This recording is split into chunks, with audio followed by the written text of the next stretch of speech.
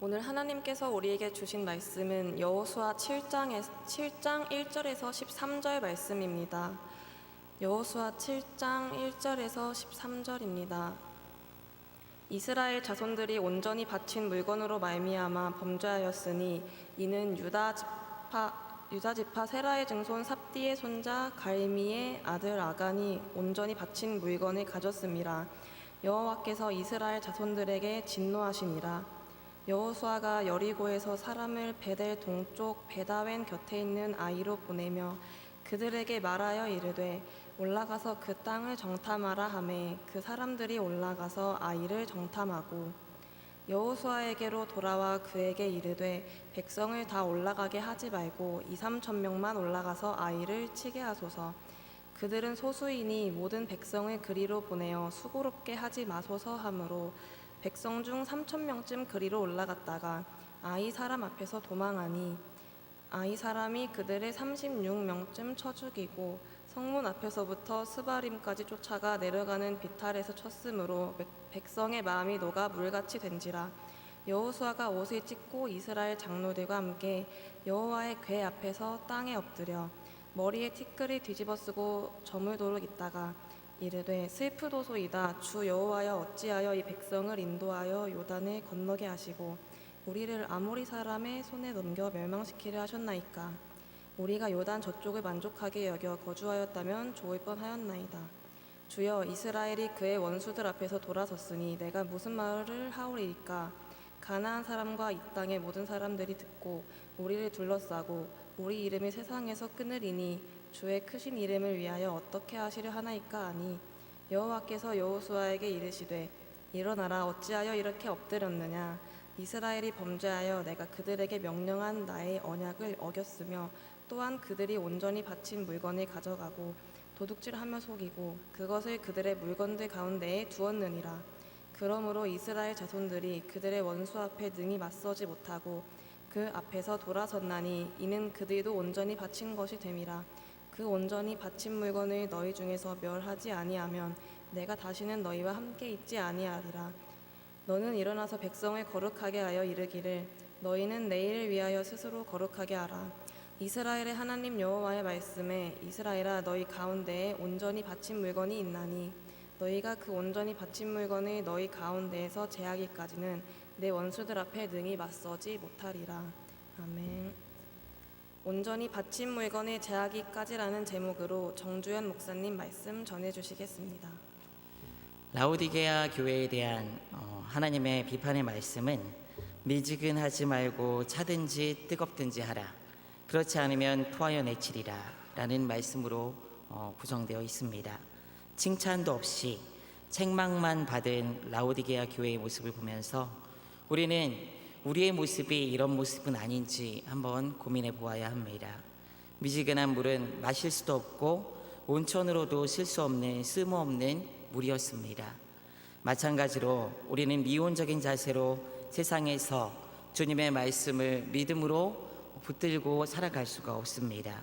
그리스도인으로서 멋지게 그 삶을 하나님 앞에서 주님 이렇게 말씀으로 승리하였습니다라고 고백하는 인생이 될 수가 없습니다.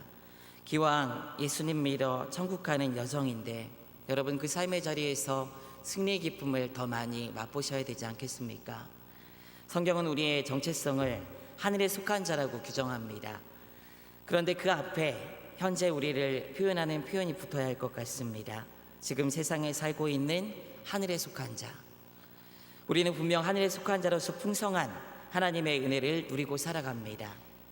신실하신 하나님의 약속 그리스도 예수의 대속의 은혜로 인하여 약속의 자녀이기에 이 놀라운 은혜를 누리고 살아갑니다. 그러나 동시에 우리는 믿음의 길을 끝까지 걸어가야 하는 존재입니다.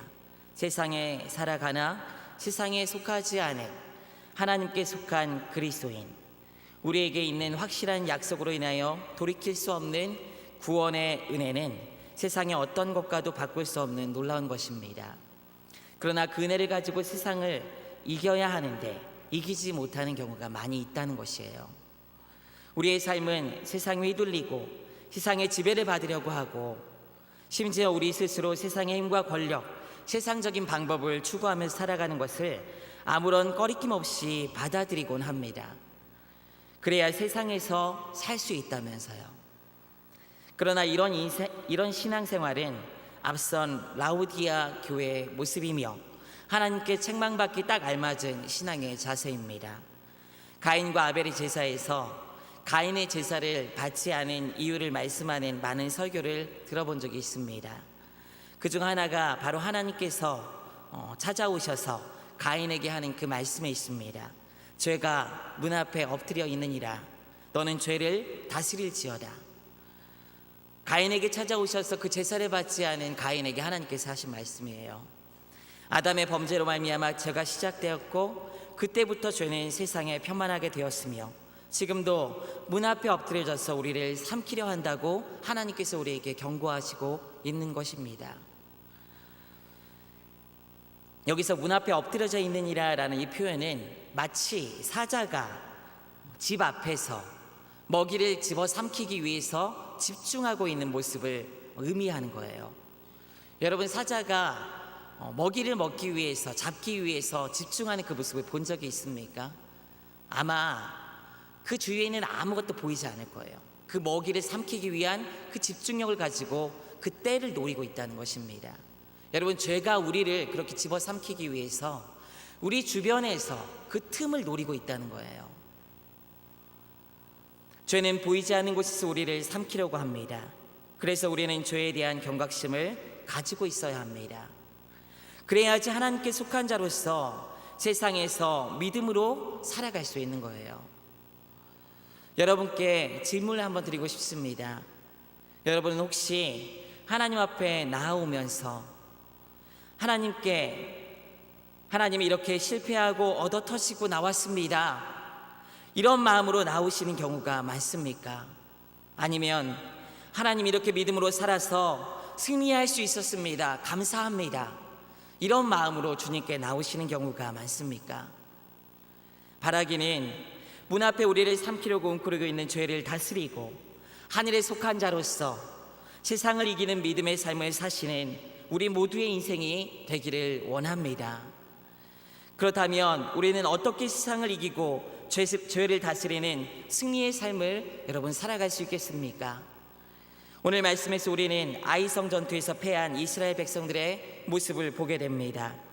앞서 여리고라는 큰 성을 하나님께서 무너뜨리고 그 승리감에 도취되자마자 이 백성은 패배의 큰 아픔을 맛보게 됩니다. 특히 더 큰 충격이었던 것은 이 아이성이 앞선 여리고성이 큰 성이라고 표현된 반면 이 아이성은 작은 성이라고 표현되었다는 거예요.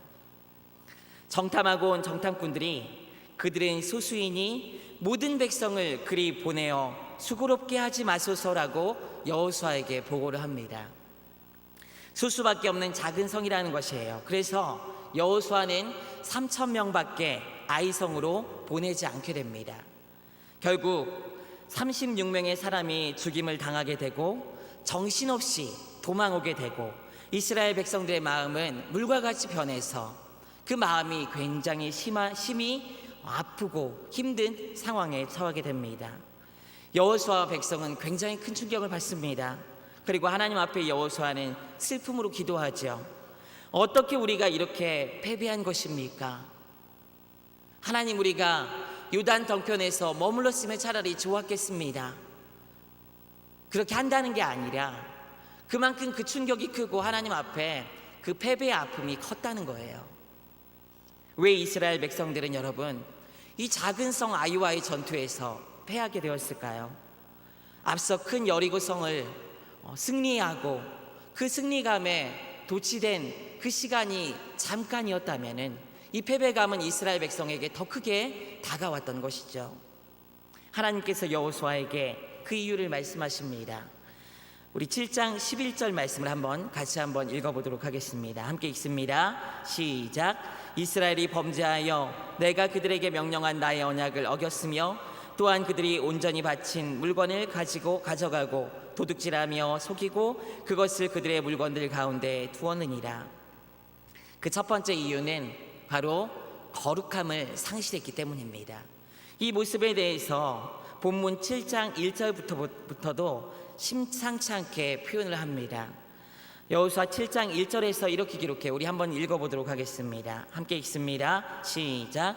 이스라엘 자손들이 온전히 바친 물건으로 말미암아 범죄하였으니 이는 유다 지파 세라의 증손 삽디의 손자 갈미의 아들 아간이 온전히 바친 물건을 가졌습니다. 여호와께서 이스라엘 자손들에게 진노하시니라. 큰 성 여리고를 함락한 후에 마지막 말이 이렇게 끝납니다. 하나님께서 이스라엘 자손들에게 진노하시니라. 아간이 하나님 앞에 온전히 바친 물건을 취하게 되고 그것이 공동체의 거룩을 훼손시킨 것입니다. 여호수아 6장 17절부터 21절까지는 하나님께서 이스라엘 백성들이 여리고 성을 무너뜨릴 때 어떻게 할지에 대한 이야기를 그 지침들을 세세하게 알려주셨어요. 제가 빠르게 한번 읽어보도록 하겠습니다. 이 성과 그 가운데 있는 모든 것은 여호와께 온전히 바치되 기생 라합과 그 집에 동거하는 자는 모두 살려주라 한 이는 우리가 보낸 사자들을 그가 숨겨주었습니다. 너희는 온전히 바치고 그 바친 것 중에서 어떤 것이든지 취하여 너희가 이스라엘 진영으로 바치는 것이 되게 하라. 고통을 당하게 되지 아니하도록 오직 너희는 그 바친 물건에 손대지 말라. 은금과 동철 기구들은 다 여호와께 구별될 것이니 그것을 여호와의 곳간에 드릴지니라 하니라. 이에 백성은 외치고 제사장들은 나팔을 울매 백성이 나팔 소리를 들을 때 크게 소리질러 외치니 성벽이 무너져 내린지라. 백성이 각기 앞으로 나아가 그 성에 들어가서 그 성을 점령하고 그 성 안에 있는 모든 것을 온전히 바치되 남녀노소와 소와 양과 나귀를 칼로 멸하니라. 이렇게 하나님께서 여리고 성을 점령하시며 멸하실 때 모든 것을 자기에게 바치라고 말씀하셨습니다. 그 모든 것을 자기에게 바치라. 은, 금, 동철은 여호와의 곳간에 드리고 호흡이 있는 모든 것들은 다 죽이라.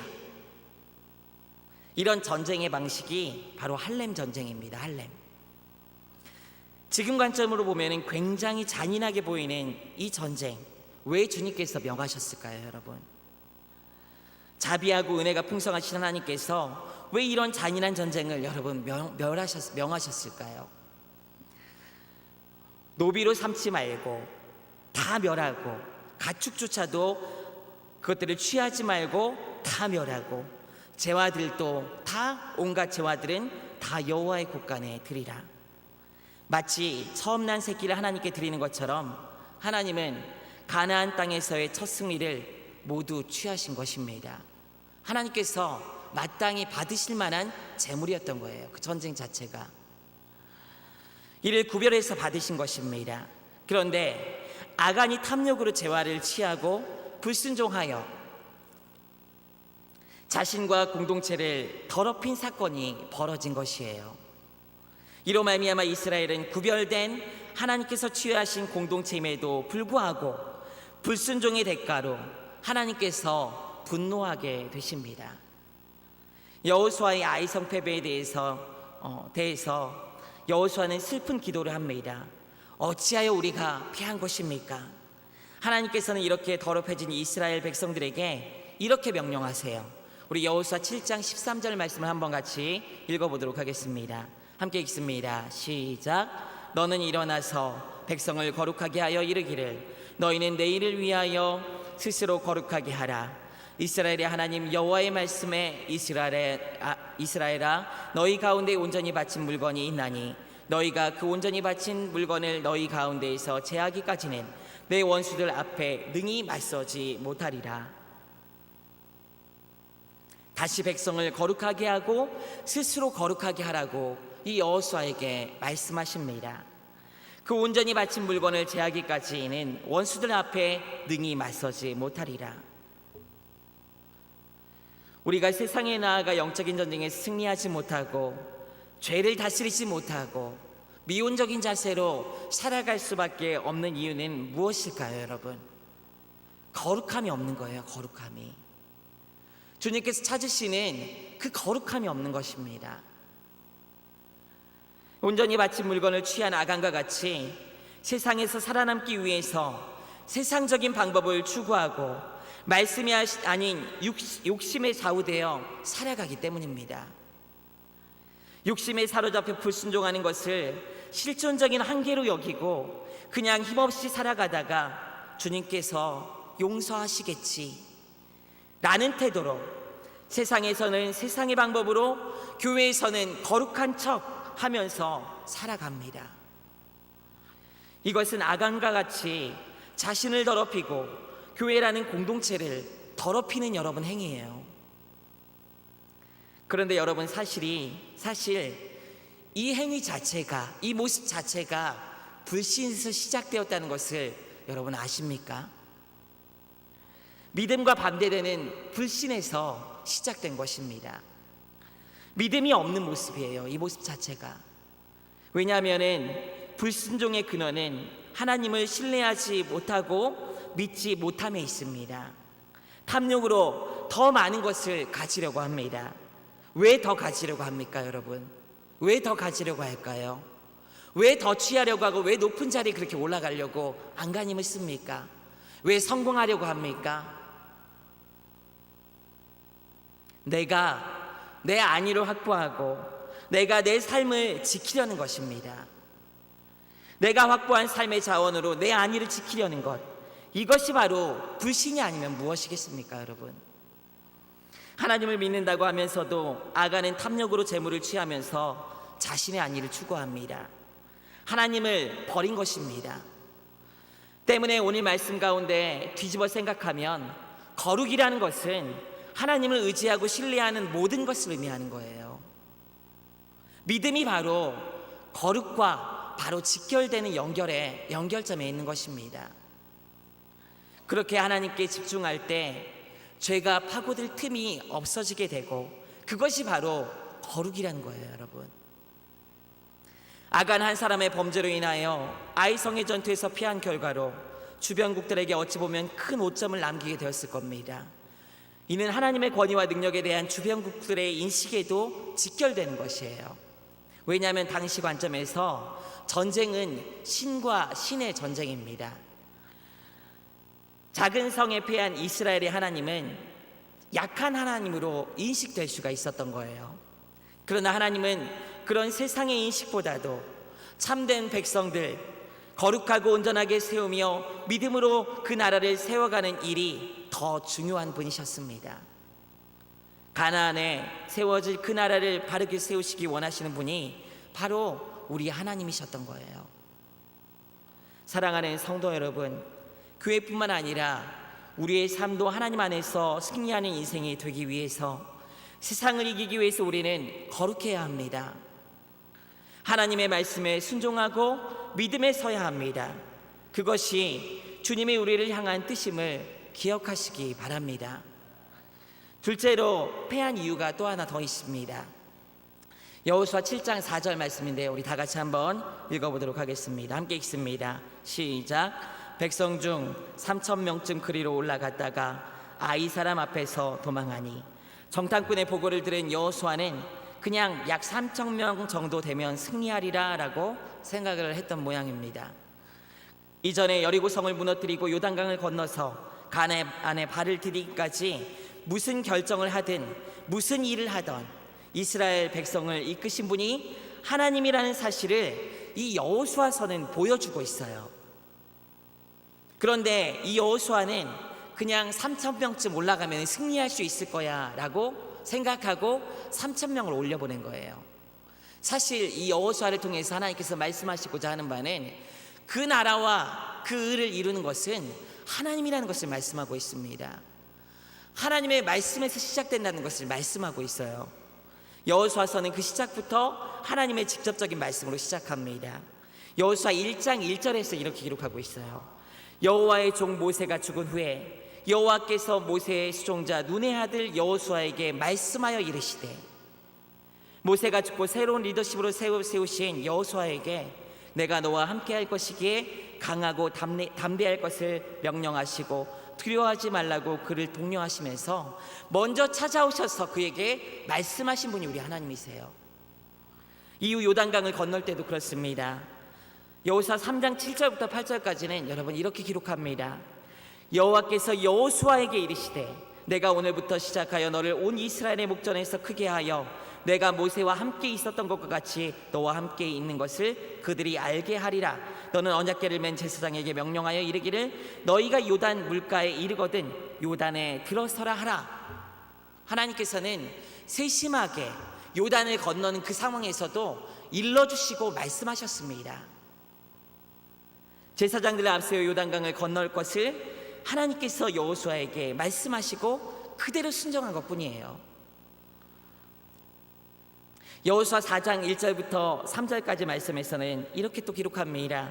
그 모든 백성이 요단 건너기를 마침에 여호와께서 여호수아에게 말씀하여 이르시되 백성의 각 지파에 한 사람씩 12사람을 택하고 그들에게 명령하여 이르기를 요단 가운데 제사장들의 발이 굳게 선 그곳에서 돌 12를 택하여 그것을 가져갔다가 오늘 밤 너희가 유숙할 그곳에 두게 하라 하시니라. 요단강을 건넌 후 길갈에서 제사장이 발을 굳게 하여 선 곳에 돌을 12개 각 지파별로 취하여 진영 가운데 두게 하나님께서 명령하시고 말씀하셨어요. 그때도. 그리고 그것으로 그 약속의 땅을 정복하게 하시고 약속을 이루시는 표징으로 삼으신다고 하나님께서 말씀하실 때 여호수아와 그 백성은 그대로 순종했을 뿐입니다. 강을 건넌 후에 눈앞에 여리고라는 거대한 적이 있음에도 하나님께서 할례할 것을 명령하셨어요. 이 할례를 행하게 되면은 3일째가 되면은 움직이지 못할 3일째까지는 움직이지 못할 정도로 아파서 거동이 불편해요. 그런데 적을 눈앞에 두고 하나님께서 그렇게 명령하시고 말씀하셨어요. 여호수아 5장 2절에서 그때 여호와께서 여호수아에게 이르되 너는 부싯돌로 칼을 만들어 이스라엘 자손들에게 다시 할례를 행하라 하시매. 이 백성이 나의 백성이라는 것을 아브라함과 맺은 그 언약을 기억하게 하시면서 다시 할례를 행할 것을 하나님께서 말씀하셨고 또 그대로 순종하는 그 일이 벌어지게 됩니다. 그리고 여리고 성이 무너진 역사를 이루실 때는 직접 여호와의 군대 대장이 여호수아를 찾아옵니다. 그리고 여호수아가 그 앞에서 그를 알아보고 이렇게 말합니다. 그가 이르되 아니라 나는 여호와의 군대장으로 지금 왔느니라 하느니라. 여호수아가 얼굴을 땅에 대고 엎드려 절하고 그에게 이르되 내 주여 종에게 무슨 말씀을 하려 하시나이까. 여호수아는 들을 준비가 되어 있습니다.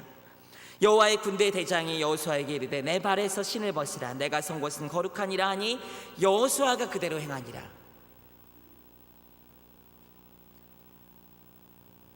여호수아와 이스라엘 백성의 위상은 하나님의 명령 그리고 이어지는 하나님의 역사, 이를 통해 이스라엘의 위상은 높아지게 됩니다.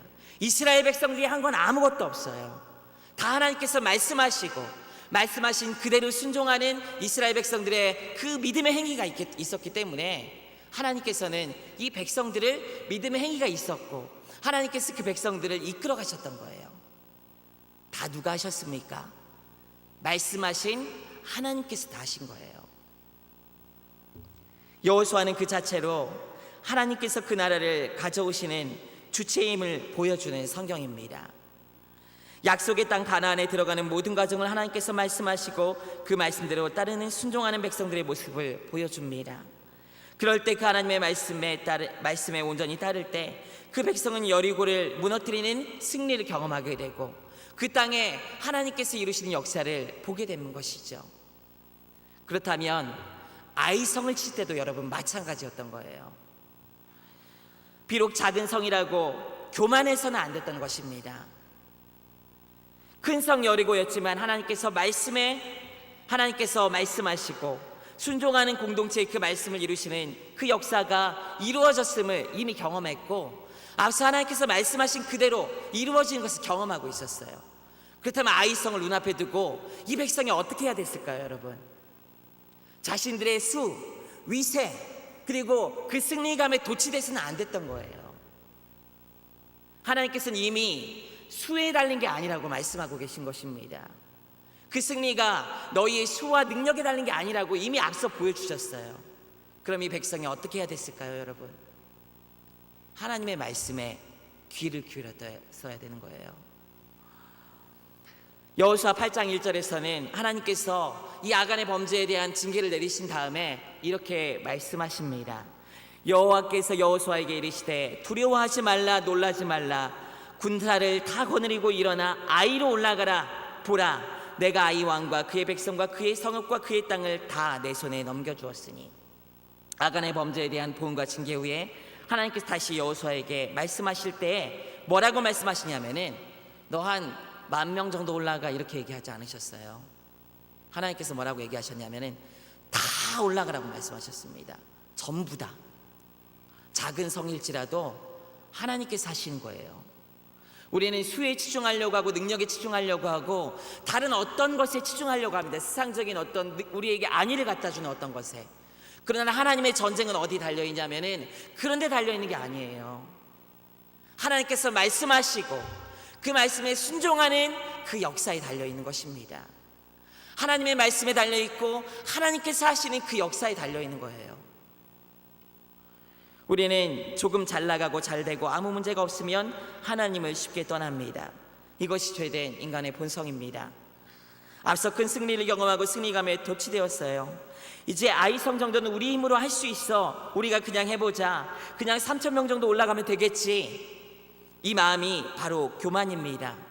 이 교만 때문에 하나님께 집중하고 하나님께 나아가지 못하여 이 작은 성 아이에 패한 것이 여호수아에서 오늘 우리가 읽은 말씀 가운데 나타난 말씀입니다. 가나안 입성은 바로 천국으로 가는 우리의 여정과 같고 믿음으로 하나님의 백성으로 그 나라와 의를 위해 살아가는 백성인 우리의 삶과도 같습니다. 우리들에게 필요한 것은 오직 하나님께 집중하고 하나님의 말씀에 순종하고 그 말씀의 자리에서 하나님의 뜻이 무엇인지 분별하며 나아가는 그 자세에 있는 것입니다. 하나님을 의지하는 것, 그것이 바로 우리에게 필요한 거예요. 우리의 싸움은 혈과 육에 속한 것이 아닙니다. 우리는 악한 영과 싸움이 있고 죄된 본성과의 끊임없는 영적 전쟁이 있습니다. 이 상황에서 우리가 다른 방법을 찾고 다른 것을 의지합니다. 내가 할 수 있어요. 내가 주님을 따라갈 수 있어요. 스스로 주님 따라 결단하여 내가 할 수 있습니다. 내가 가진 돈으로 이런 문제점을 해결할 수 있습니다. 내가 가진 인목으로 내가 가진 사회적 지위로 이 정도쯤은 할 수 있습니다. 여러분, 아니요. 할 수 없습니다. 우리가 우리의 눈을 다른 곳으로 돌리고 나 그리고 내 주위의 다른 힘과 능력, 돈과 같은 것을 의지하며 스스로 서려 하는 순간 우리는 집어삼켜지게 되고 패배하게 되는 것입니다. 하나님 나라는 그렇게 임하는 것이 아닙니다, 여러분. 주님께서 예비하신 천국을 소망하며 사는 자들은 이렇게 하나님의 통치를 받을 수가 없습니다. 우리는 오직 하나님만 의지하고 하나님만 바라보아야 합니다. 하나님께서 말씀하시고 지시하시는 대로 서야 하는 것입니다. 내가 나를 신뢰하고 내 능력을 의지하며 세상의 육체에 맞서려고 하면 우리는 작은 성 아이에도 패한 이스라엘 백성들처럼 작은 것에도 패할 수밖에 없습니다. 제가 중신대학교 4학년 때 그때 심령 수련회 때 강사 목사님께서 오셔서 성령이라는 주제로 굉장히 은혜스러운 말씀을 증거해 주시고 저뿐만 아니라 많은 친구들까지 큰 은혜를 받아서 함께 심지어 이제 심령 수련회가 딱 끝나면 점심시간이 돼서 밥 먹으러 가야 돼요.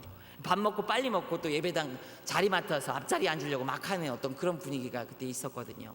그런데 친구들이랑 말씀 시간이 끝나고 예배 시간이 끝나고 만났어요. 근데 친구들이 그러는 거예요.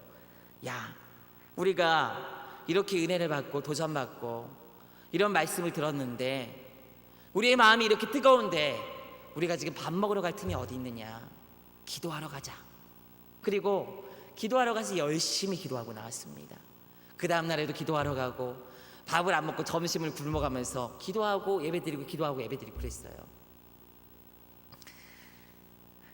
그래서 학교 뒤편에 기도국에 가서 뜨겁게 기도하며 시작한 적이 있습니다. 그 학기를. 그러면서 영적으로 이렇게 하면 되겠구나. 이렇게 하면 하나님께서 우리 가운데 역사하실 거야 라는 그런 마음을 가지고 그 학기를 시작하게 됐어요. 그런데 그 학기 중반쯤 되니까 스스로 와르르 무너지는 경험을 할 수밖에 없었습니다. 내가 하려고 했던 거예요, 여러분. 은혜 받고 나서 자만했던 거예요. 이렇게 하면 될 거야 하고 자만했던 거예요. 내가 가진 의지로 막 가서 기도하려고 하고 내가 가진 의지로 억지로 가서 하려고 하고 내가 하려고 했던 거예요. 그래서 은혜 받은 후가 더 중요하다는 말을 뼈저리게 느꼈습니다. 은혜 받은 후에 그 은혜로 하나님 앞에 더 나아가고 하나님 편에 서고 하나님의 역사를 소망하며 매일같이 경건과 거룩을 위해 살아가는 것이 이 땅에서 그리스도인으로 살아가는 바른 모습이라는 것을 뼈저리게 느끼게 됐어요. 집중하면서, 경계하면서, 조심하면서. 내가 해서 되는 것이 아닙니다, 여러분. 하나님을 의지하고 붙들고 하나님께 늘 집중하고 있어야 되는 거예요. 아이성 전투에서 패한 이후로 아간의 범죄, 이스라엘 교만을 살펴보았는데 사실 이 두 가지는 공통점이 있어요. 두 가지 모두 하나님 없이 자기가 하려는데 공통점이 있습니다. 아간의 탐욕으로 자기 한 일을 자기가 확보하려고 한 행위를 우리는 살펴보았죠. 이스라엘의 교만으로 자기 스스로 작은 아이성을 이길 수 있다는 그런 행위를 우리는 보았습니다. 여기에 하나님은 없습니다. 하나님이 없어요. 하나님은 내가 하는 것이라는 것을 말씀을 하면서 이 말씀 가운데 보여주고 계시는데 말이죠. 하나님 없는 우리의 인생은 필패하게 되어 있고 넘어지고 쓰러지는 힘없는 인생이 됩니다. 이것이 거룩을 상실하는 것입니다. 이쯤에서 여러분에게 다시 묻고 싶습니다. 여러분은 어떻습니까? 매일같이 하나님을 의지하고 있습니까? 우리가 싸워나가는 믿음의 싸움에서 하나님께서 앞서 싸우시고 승리하시는 은혜를 누리고 계십니까? 아니면 거룩을 상실하여 스스로를 의지하고 세상을 의지하였던 이스라엘 공동체처럼 내가 하려고 하고 내가 가진 것으로 하려고 하고 세상적인 방법을 동원하며 살고 있습니까? 말씀과 기도하는 거리가 먼 인생을 살고 계시진 않습니까? 그렇게 하게 될 때 구원의 길은 주님께서 인도하셔서 가게 될 거예요. 그러나 그 삶은 늘 실패하고 넘어지고 낭망하고 좌절하고 또 아무런 능력 없이 세상에서 얻어터지고 살아가는 그런 인생이 되기 쉽습니다. 사랑하는 성도 여러분, 세상을 이기는 그리스도인이 되시길 원합니다. 그렇게 매일의 삶에서 하나님의 승리를 맛보는 그리스도인이 되기를 원합니다. 하나님의 나라가 여러분들의 삶에 풍성하게 이루어지는 삶이 되기를 원합니다. 이를 위해서 하나님을 붙드십시오. 하나님을 의지하십시오. 말씀에 가까이 가시고 하나님께 나가기를 원합니다. 하나님께 집중하기를 원합니다. 여러분 혹시 야구 좋아하십니까? 우리 남자들은 좋아하시는 분들이 많을 거예요. 두산 베어스의 유희관 선수라는 사람이 있습니다. 투수인데요. 아주 특이한 특징이 하나 있습니다. 투수인데 투수를 잘하기 위해서 갖춰야 되는 덕목이 뭘까요, 여러분? 능력이 뭘까요? 여러 가지가 있을 수 있겠지만은 빠른 공은 강력한 무기가 될 수가 있죠. 그런데 이 유희관 선수는 공이 빠르지 않아요.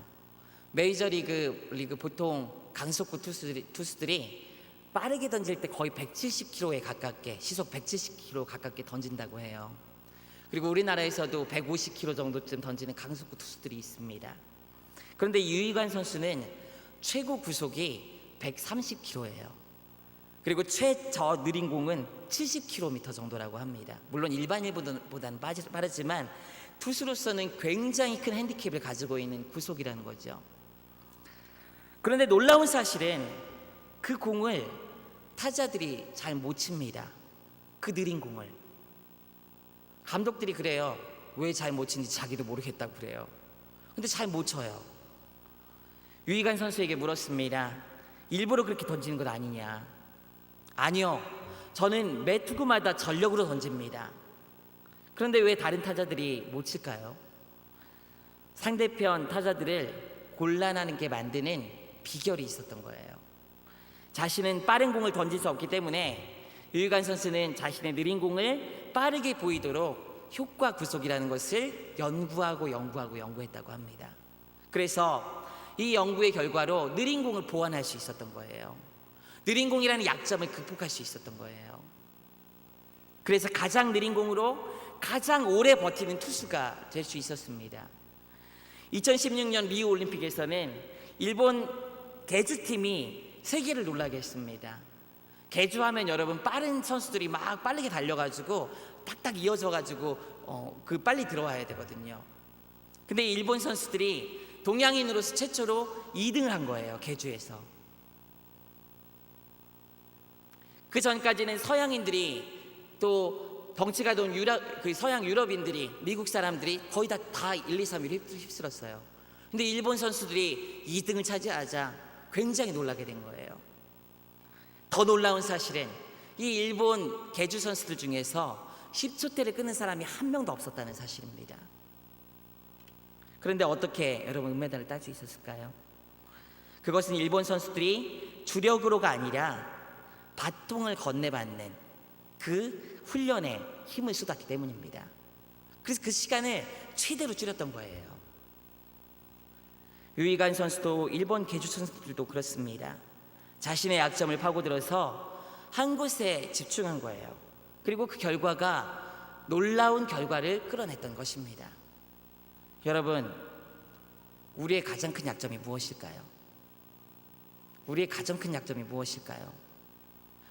현실을 살아나가는 우리 그리스도인의 가장 큰 약점이 무엇일까요? 바로 하나님께 집중하고 하나님을 의지하지 않는 것에 있는 것입니다. 다른 약점이 아니에요. 그리스도인들이 세상에서 승리하지 못하고 실패하고 넘어지고 믿음의 삶을 멋지게 살아내지 못하는 것은 세상의 다른 방법들, 나의 능력, 나의 주변 관계와 같은 세상적인 방법에 매달리기 때문입니다. 그런데 이런 것은 조금 못해도 돼요, 여러분. 조금 못해도 돼요. 안 돼도 돼요, 잘 안 돼도 돼요. 좀 못해도 돼요. 오히려 우리의 가장 큰 약점은 세상을 압도하는 그들이 가진 힘이 없음에 있지 않습니다. 세상에서 필요한 덕목들을 갖춘 데 있지 않아요. 많은 돈을 가져야 하고 자기 능력을 키워야 하고 자기가 원하는 스펙들을 갖춰야 하고 그래야지 세상에서 이길 수 있는 것이 아닙니다. 우리 청년들도 그래요. 세상에서 요구하는 덕목들을 어느 정도 갖춰야 되겠죠. 그런데 더 큰 능력들, 더 많은 것들, 더 세상 사람들보다 더 잘해야 돼라는 마음으로 예배까지 빠져가면서 그곳에 집중하다 보면은 결국 그리스도인으로서 패할 수밖에 없는 거예요. 그거는요. 그런 모양으로는 세상을 이길 수가 없습니다. 믿음의 길을 힘있게 걸어갈 수가 없습니다. 우리가 집중해야 되는 가장 큰 약점은 하나님을 붙들지 않는 것에 있어요. 오늘 우리는 1점 집중이라는 이 말을 좀 기억했으면 좋겠습니다. 하나의 점에 집중해야 돼요. 하나의 점. 하나님께 집중해야 돼요. 하나의 점. 하나님께. 하나님의 말씀에 귀 기울이고 하나님께 집중하고 하나님의 뜻을 구하고 하나님의 음성 들으려고 하고 하나님의 의도를 믿음의 자리에서 알아가려고 해야 되는 것입니다. 하나님, 이 하나님께 집중할 때 우리는 세상을 이기는 세상의 방법이 아닌 믿음의 방법으로 이기는 그런 역사를 경험하게 될 줄 믿습니다. 그때 하나님의 영광도 우리의 삶을 통해서 더 풍성하게 드러나는 아름다운 삶이 될 줄 믿습니다. 하나님께 집중하기 위해서 말씀으로 하나님의 말씀을 듣고 오늘 내일 우리의 전 삶에 요구하시고 뜻하시는 하나님의 뜻을 알 수 있기를 원합니다. 그리고 말씀에서 오는 믿음의 자람이 있는 인생이 되십시오. 이 믿음으로 살아가기 위해서 기도의 자리에서 하나님의 능력과 은혜를 구하십시오. 이것이 우리가 지금 보완해야 될 가장 큰 약점입니다. 지금 시급히 집중해야 되는 가장 큰 약점이에요. 그럴 때 조금 없어도 조금 못해도 조금 부족해도 다른 약점은 상쇄되고도 남음의 역사가 있는 줄 믿습니다. 하나님께 집중하여 하나님의 나라를 풍성하게 가져오시는 그분의 역사를 삶으로 경험하시고 누리시는 믿음의 사람들 되시기를 주님의 이름으로 축원드립니다. 기도하겠습니다. 하나님 감사합니다. 아이성 전투에서 패한 이스라엘 백성들을 보며 우리의 가장 큰 약점이 무엇인지 돌아봅니다.